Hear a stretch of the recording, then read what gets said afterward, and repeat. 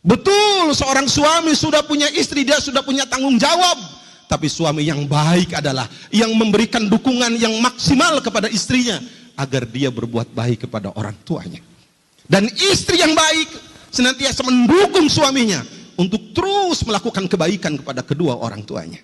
Tidak pernah ada perbedaan dalam Islam, baik itu orang tua ataupun mertua, sama hukumnya. Ketika kita berbuat baik kepada mertua, kita berbuat baik kepada kedua orang tua. Begitu kita maksiat berbuat dosa kepada mertua kita, sama seperti kita berbuat durhaka kepada orang tua kita.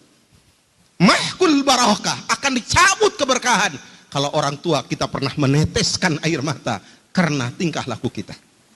Betul, kita sudah punya istri, jangan pernah istri menghalangi kita berbuat baik kepada kedua orang tua. Seorang ulama mengatakan, jika orang tua seseorang meninggal dunia, setengah berkah hidupnya dicabut Allah. Setengah berkah hidupnya dicabut Allah. Kenapa setengah berkah hidup dicabut Allah? Di dunia ini tidak ada amal yang lebih baik dari berbuat baik ke orang tua. Mungkin hadirin sedang Jumat pernah membaca satu hadis dari Rasulullah. Bagaimana seorang sahabat dari Yaman datang ke Madinah berjalan kaki dia. Akan ikut berjihad bersama Rasulullah, berperang bersama Rasulullah. Rasulullah mengatakan, kamu punya dua orang tua, punya, pulang kamu, pulang, berbuat baiklah kepada kedua orang tua kamu. Jihad, berperang, mati syahid, itu di bawah kita berbuat baik kepada kedua orang tua kita. Kita punya harta, kadang-kadang orang tua kita lemah dalam ekonomi. Kita bisa anak kita sekolahkan tinggi-tinggi, tapi orang tua kita kekurangan. Anak yang soleh adalah anak yang senantiasa memperhatikan orang tua. Lebihkan perhatian kita kepada orang tua kita. Berikan perhatian maksimal kita kepada orang tua kita. Hidup kita akan berkah di dunia ini. Makanya kita harus sedih kalau ada anak SMA, anak SMP yang melawan orang tuanya. Negara bangsa kita tidak akan pernah berkah kalau ada anak yang durhaka kepada orang tuanya. Saya pernah ceramah di salah satu SMA dan saya tanyakan pada seluruh anak SMA yang hadir saat itu, siapa di antara Ananda yang belum pernah berbohong kepada orang tua? Semua anak, tidak ada yang mengacungkan tangan. Berarti semua anak pernah berbohong kepada orang tua. Nangis hati saya.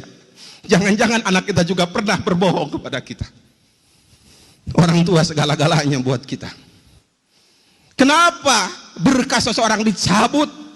Setengahnya kata seorang ulama, ketika orang tuanya meninggal dunia, tidak ada orang yang tiap hari mendoakan anak dengan ikhlas selain orang tua.